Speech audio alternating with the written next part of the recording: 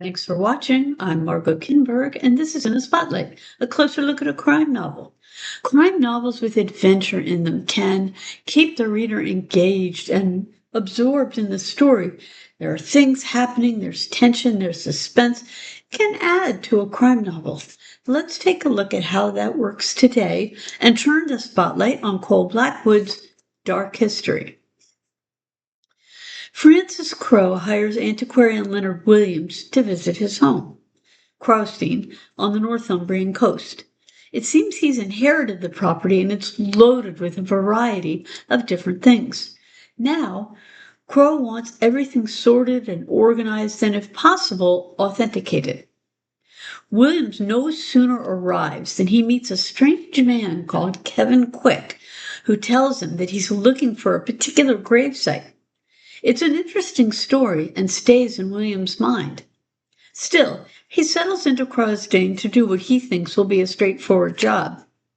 The next morning, though, Williams discovers the body of Kevin Quick, the same man he spoke to the day before.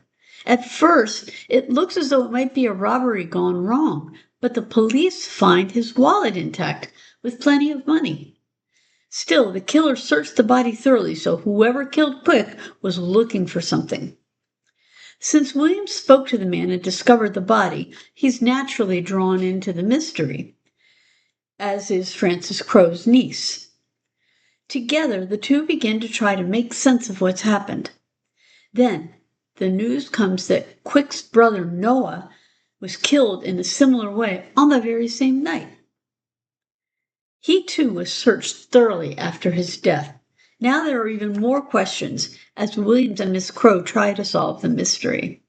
As they get a bit closer to the truth, they find that it can be very dangerous to be too curious.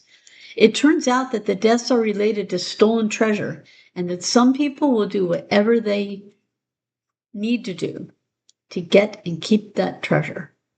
So what are the elements in this story? What keeps it going? Well, the story takes place at the beginning of the 20th century, and that is reflected in the customs and dress of the time. It's also reflected in attitudes towards women and in attitudes towards and remarks about people from other groups, particularly the Chinese. Readers will want to be aware that many of these comments would be considered unacceptable, even offensive today. That said, the dialogue at times is more contemporary and doesn't always keep to the sort of dialogue typical of the time period. This is a whodunit, so we follow along as Williams and Miss Crowe ask questions, make sense of what they learn, and so on. The police are involved. In fact, Blackwood treats them with respect. But the main characters are the two amateur sleuths. Little by little, they, and we, get to the truth of the murders. As much as this is a whodunit, as I said, it's also got the flavor of an adventure story. There's danger, a kidnapping, narrow escapes, and several deaths. There are inscrutable foreigners and dangerous thugs too, and there's a treasure involved in this whole thing.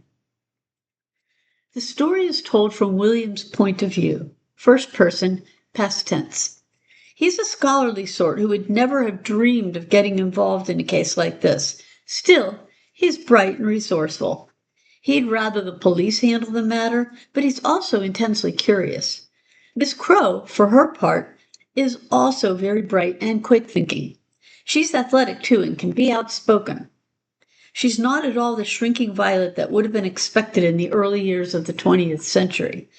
She and Williams do develop a relationship, but it's slow burning.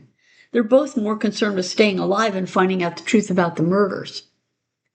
Dark History is the story of a great treasure and what can happen when people are willing to steal and kill for it.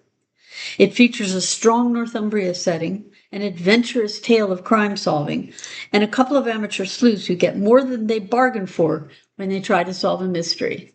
This has been In the Spotlight. I'm Margot Kinberg. Thanks for watching.